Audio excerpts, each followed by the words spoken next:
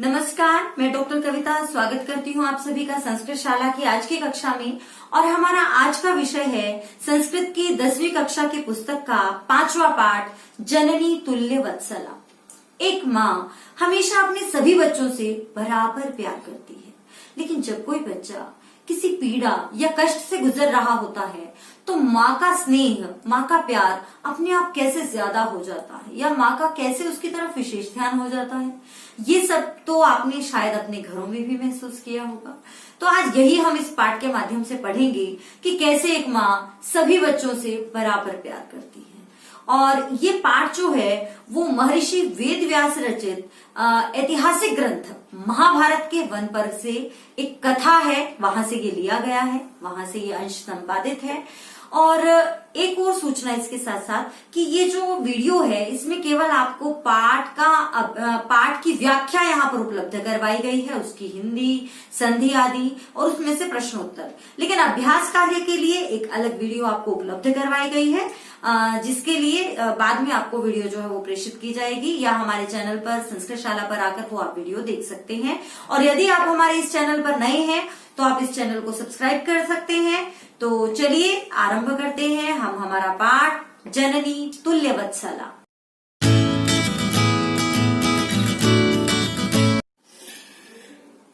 पंचमः पाठः जननी तुल्य वत्सला। जननी यानी कि माता, तुल्य वत्सला सब पर तुल्य बराबर, वत्सला स्नेह रखने वाली होती है, यानी कि माता सबसे बराबर प्रेम करती है। तो ये जो पाठ है ये महर्षि वेद व्यास के द्वारा जो ऐतिहासिक ग्रंथ है यानी कि महाभारत लिखा गया था उसके वन पर्व के अंतर्गत आता है, वहां से लिया गया है। और ये कथा वहां से आई है जिसमें सभी प्राणियों पर समत्व दृष्टि के भावना को ये जो है जागृत करता है। और समाज में जैसे भी प्राणी हैं, कोई कमजोर है, कोई शक्तिशाली है, लेकिन माता का स्नेह सब पर बराबर होता है, मम्मी का प्यार सबके लिए बराबर होता है। तो चलिए पढ़ते हैं पाठ। एक बार पहले हम उच्चारण करेंगे, मैं इस पहरे को पढ़ूंगी, उसके बाद एक एक शब्द की हिंदी व्याख्या, संधि विच्छेद आदि करते हुए हम इसे देखेंगे। तो चलिए आरंभ करते हैं।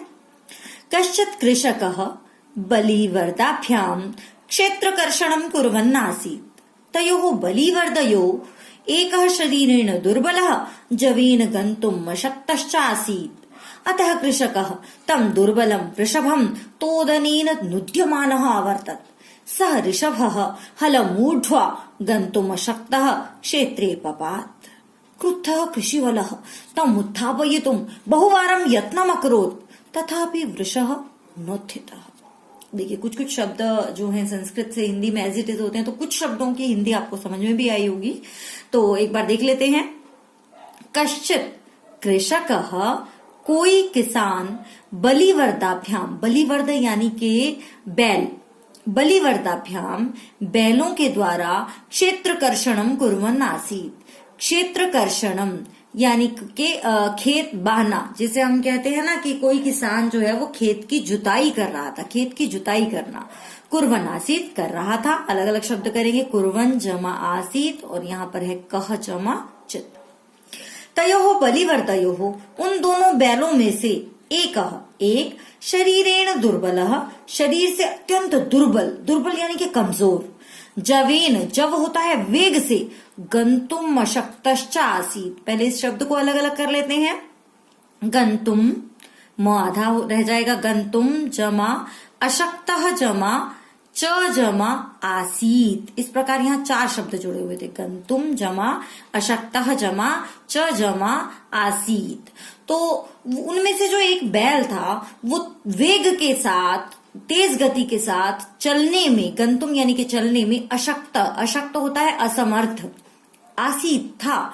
उनमें से एक बैल जो है वो चलने में, वेग से चलने में असमर्थ था। अतः कृषकः इसलिए किसान तम दुर्बलम वृषभम उस दुर्बल, उस कमजोर वृषभ को, वृषभ यानी के बैल, देखिए यहाँ पर कई शब्द आए हैं, बलिवर्द का मतलब भी बैल हो गया है ना, और ये यहाँ पर वृषभ आया है, इसका मतलब भी बैल है। आगे और भी शब्द आएंगे, देखते हैं। तो इसलिए जो वो किसान था वो क्या कर रहा था, उस कमजोर बैल को तोदनेन, पीड़ित करता हुआ, प्रताड़ित करता हुआ, कष्ट देता हुआ, नुद्यमान हाँकता हुआ, अवर्तत हाँक रहा था या हाँकते हुए जा रहा था। यहाँ अवर्तत होता है हाँक रहा था, इसका इकट्ठा अर्थ आएगा। तो वो जो किसान था उस कमजोर से बैल को पीड़ा देता हुआ, कष्ट देता हुआ उसे हाँक रहा था। सह ऋषभ, एक और शब्द आ गया बैल के लिए। तो पर वह बैल जो है वो हलम ऊढ़वा, हल को ढोकर, गंतुम जाने में अशक्तः असमर्थ होने के कारण क्षेत्रीय पपात खेत में ही गिर गया। देखिए अब उसका सामर्थ्य नहीं था बैल का। आप यहाँ देख रहे हो, देखो ये यहाँ पर ये चित्र है, चित्र अगले उसमें पूरा हो जाएगा। तो एक बैल जो है वो हल को ढोने में समर्थ नहीं है, जो उसके कंधों पर जुआ जो रखा है उसे वो ले जाने में समर्थ नहीं है। तो इस कारण वो उस खेत में गिर गया। जब उस किसान ने ज्यादा उसे कोशिश की पीड़ित करने की, ज्यादा उसे धकेलने की कोशिश की, तो वो वहीं पर गिर गया।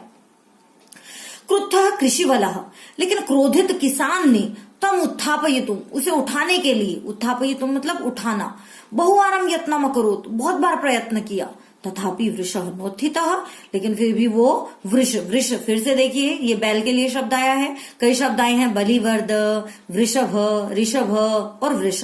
फिर भी वो बैल नोत्थितः, न उत्थितः, नहीं उठ पा रहा था। उसने बहुत कोशिश की, जो किसान था उसे बड़ा गुस्सा आया कि मेरा काम नहीं हो रहा है। तो उस क्रोधी किसान ने, कृषि वाला यानी कि किसान, देखिए कृषक भी किसान और कृषि वाला भी किसान, तो उस क्रोधी होकर किसान ने उसे उठाने के लिए बड़ा प्रयत्न किया, लेकिन फिर भी वो बैल नहीं उठा। कैसे उठता? क्योंकि वो तो बहुत कमजोर था, उठने का उसमें सामर्थ्य ही नहीं था। तो चलिए यहां से कुछ प्रश्न भी पूछ लेते हैं। पहला प्रश्न ध्यान से देखिएगा।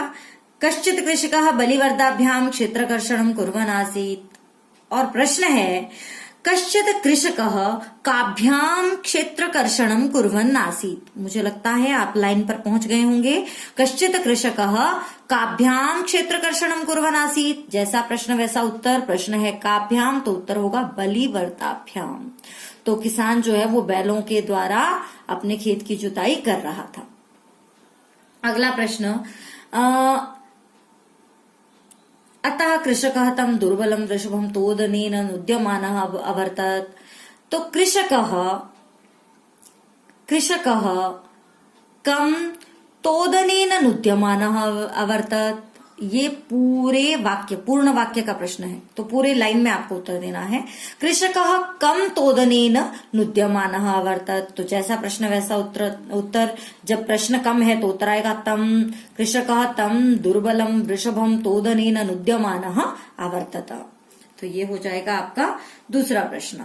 अच्छा, अब एक और प्रश्न पूछ रही हूँ, ध्यान से सुनिएगा। प्रश्नों को सुनने की आदत, क्योंकि आपके पास पेपर में प्रश्न आने हैं, तो उन प्रश्नों की आदत बनाइए। यहां पर प्रश्न है अत्र कृषकः इत्यस्य अन्यत् पर्याय पदम किम। कृषकः इत्यस्य अन्य पर्याय पदम किम। देखिए मैंने पूछा कृषकः, आपको पता है किसान है। अन्य पर्याय पदम, पर्याय यानी कि पर्यायवाची, तो कृषकः का एक और पर्यायवाची क्या था? ढूंढिए फटाफट। मुझे लगता है मिल गया होगा, कृषि वलः। तो ये है उसका पर्यायवाची, तो यहाँ उत्तर होगा कृषि वलः इति। तो चलिए चलते हैं अगले पहरे। भूमौ पतितम स्वपुत्रम दृष्ट्वा, बेटा ये पतिते गलती से है, यहाँ पतितम होना चाहिए। भूमौ पतितम स्वपुत्रम दृष्ट्वा सर्वधेनूनां मातुः सुरभेः नेत्राभ्याम अश्रूणि आविरासन्।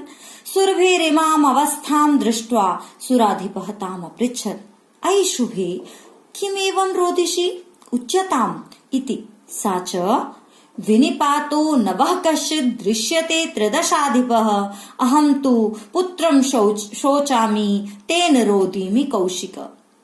भो वासव, पुत्रस्य दैन्यं दृष्ट्वा अहं रोदिमि, स दीनः इति जाननपि कृषकः तं बहुधा पीडयति, सः कृच्छ्रेण भारम् उद्वहति, इतरमिव धुरं वोढुं सः न शक्नोति, एतत् भवान् पश्यति न इति प्रत्यावोचत्।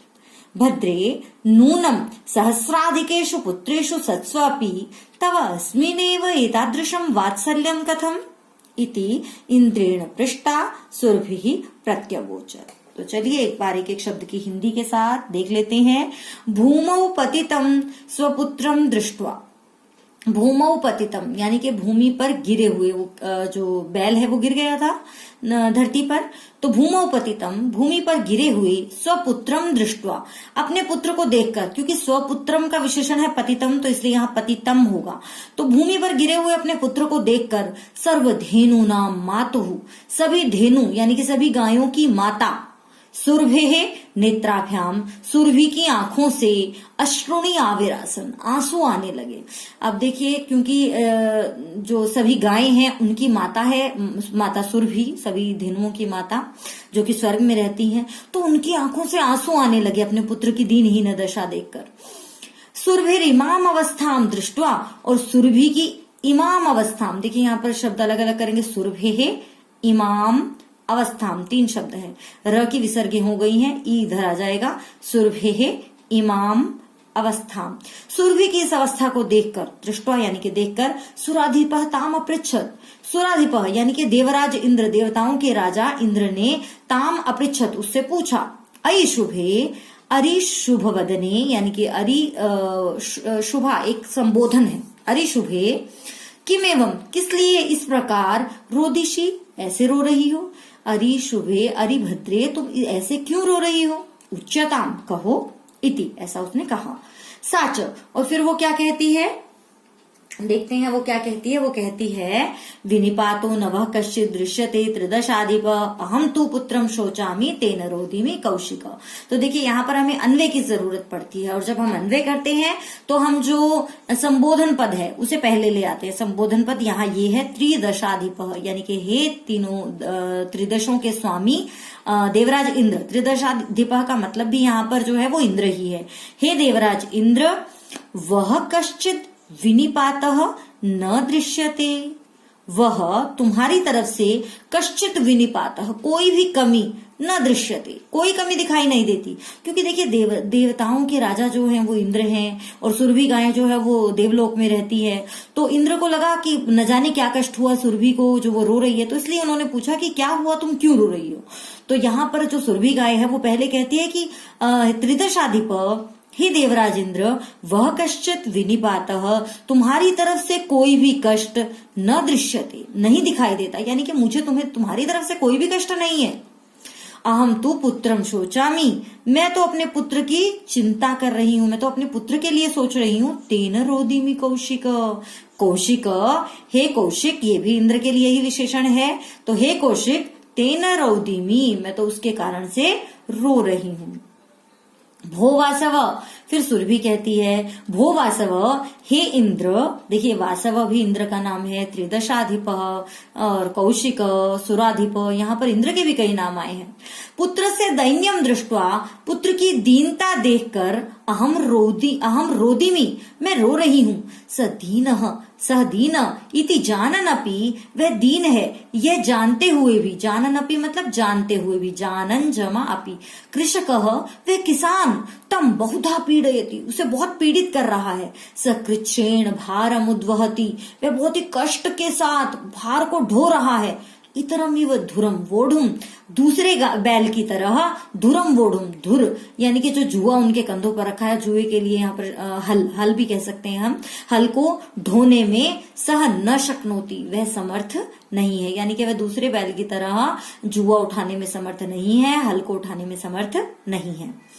एतत् भवान पश्यति न क्या ये आप नहीं देख रहे, इति प्रत्योवोचत ऐसा वह बोली। तो भद्रे तो फिर से वो कहता है अरिभद्रे नूनम निश्चय से सहस्राधिकेशु पुत्रेशु हजारों से ज्यादा पुत्र सत्सु अपि होने पर भी तव अस्मिनेव एतादृशम तुम्हारा अस्मिनेव इस बैल में ही एतादृशम इतना अधिक या ऐसा वात्सल्यम कथम प्यार कैसे, तुम्हारे तो हजारों से अधिक संतानें हैं, फिर तुम्हारा इसी बैल के प्रति जो विशेष प्रेम है ये कैसे। इति इंद्रेण पृष्टा ऐसा इंद्र के द्वारा पूछने पर सुरभि प्रत्यवोचत सुरभि बोली। तो देख यहाँ पर एक बार हमने ये पढ़ा है, अब इसमें से कुछ प्रश्न हम पूछ लेते हैं।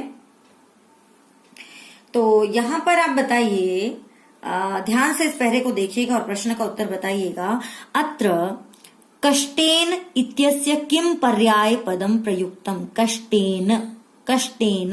अत्र कष्टेन इत्यस्य किम पर्यायपदम प्रयुक्तम। कष्ट का पर्यायवाची पूछा है मैंने, मुझे लगता है समझ में आ गया होगा मेरे बच्चों को।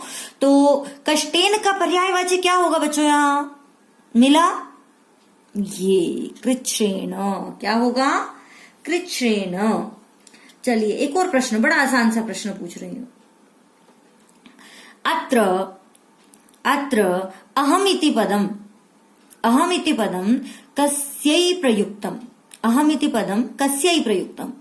अब मैंने पूछा कि अहम किसके लिए प्रयोग किया गया है, तो अहम यहां पर आपको सीधे सीधे इसी विषय पर जाना है कि मैं तो पुत्र की चिंता कर रही हूं, तो यहां मैं कौन है, आ गया उत्तर, सुरभि गाय है ना। तो इति पद यहां पर अहम किसके लिए आया है, सुरभि के लिए, तो सुरभये या फिर सुरभि इति पदाय, सुरभि इस शब्द के लिए जो है अहम शब्द का प्रयोग किया गया है। और चलिए तो चलते हैं अगले पहरे की तरफ। तो यहां पर सुरभि गाय से जब उसने पूछा तो वो क्या कहती है, यदि पुत्र सहस्रम में सर्वत्र सममेव मे दीनस्य तु सतः शक्र पुत्रस्याप्यधिका कृपा। और एक बार पढ़ लेते हैं इसे, फिर हम इसकी जो है व्याख्या के साथ हिंदी करेंगे। बहून्यपत्यानि मे सन्तीति सत्यम तथाप्यहम एतस्मिन् पुत्रे विशिष्य आत्मवेदनाम् अनुभवामि यतो हि अयम् अन्येभ्यो दुर्बलः सर्वेष्वपत्येषु जननी तुल्यवत्सला एव तथापि दुर्बले सुते मातुः अभ्यधिका कृपा सहजैव इति। सुरभि वचनं श्रुत्वा भृशं विस्मितस्य आखण्डलस्यापि हृदयम् अद्रवत् स च ताम् एवम् असान्त्वयत्। गच्छ वत्से सर्वं भद्रं जायेत। अचिरादेव चण्डवातेन मेघरवैश्च सह प्रवर्षः समजायत्। लोकानां पश्यतामेव सर्वत्र जलोप्लवः सञ्जातः। कृषकः हर्षातिरेकेण कर्षण विमुखः सन् वृषभौ नीत्वा गृहमगात्। अपत्येषु च सर्वेषु जननी तुल्यवत्सला पुत्रे दीने तु सा माता कृपार्द्र हृदया भवेत्। तो चलिए अब देख लेते हैं एक शब्द के अर्थ और हिंदी के साथ। तो सबसे ऊपर जो है वो श्लोक है, तो पहले अन्वय के साथ साथ हम श्लोक की हिंदी देखते हैं। तो यहाँ पर देखिए सबसे पहले संबोधन पद ढूंढ लेते हैं, ये है शक्र। तो सबसे पहले आ जाएगा शक्र। शक्र यानी कि हे इंद्र, यदि मैं पुत्र सहस्रम, मानती हूं कि मेरे जो है वो हजारों पुत्र हैं, यदि मैं पुत्र सहस्रम, यदि मेरे हजारों पुत्र हैं, तो भी सर्वत्र सभी में मेरी सममेव समान रूप से ही है क्या, कृपा। माना कि मेरे हजारों से ज्यादा पुत्र हैं, लेकिन सभी के प्रति मेरी जो कृपा है, जो मेरा प्रेम है, वो समान ही है। लेकिन फिर भी क्या कहती है, दीनस्य सतः पुत्रस्य, लेकिन इस दीन पुत्र के प्रति, दीनस्य सतः पुत्रस्य, इस दीन पुत्र के प्रति, इस कष्ट में पुत्र के प्रति, इस दुखी पुत्र के प्रति अभ्यधिका कृपा, तो अभ्यधिका कृपा, मेरी तो अधिक ही कृपा है, यानी कि इसके प्रति जो है वो विशेष प्रेम जो है वो मैं अनुभव कर रही हूं। तो यहाँ देखिए पुत्रस्य जमा अभ्यधिका, ये दो शब्द हैं, अलग अलग कर सकते हैं हम। बहूनि अपत्यानि, दो शब्द हैं, बहूनि यानी कि बहुत सारी, अपत्यानि यानी कि संतान। देखिए पुत्र, संतान, संतति, सभी का एक ही अर्थ है, यानी कि संतान।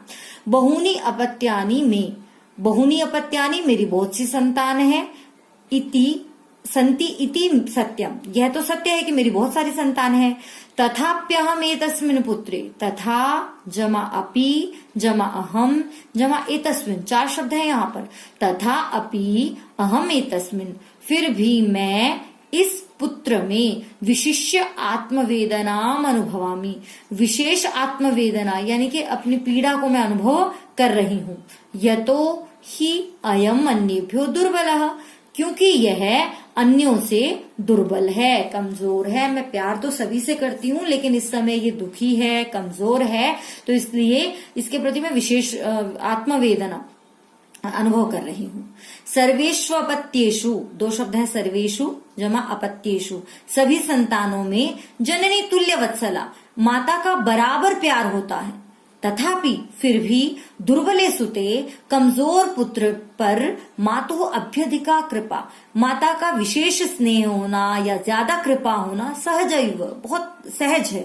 आप लोगों ने देखा होगा बेटा, जब कभी घर में कोई बच्चा बीमार हो जाता है तो मम्मी वैसे चाहे कितना ही डांटती हो, लेकिन जब बच्चा बीमार हो जाता है तो माता सब काम अपना छोड़ देती है मम्मी, और बड़ा स्नेह, बड़ा लाड, सब फेवरेट चीजें बनाना, ये वो बहुत सब चलता है। तो आप जानते हैं ये सब। तो ये यहाँ पर विशेष भाव वही है।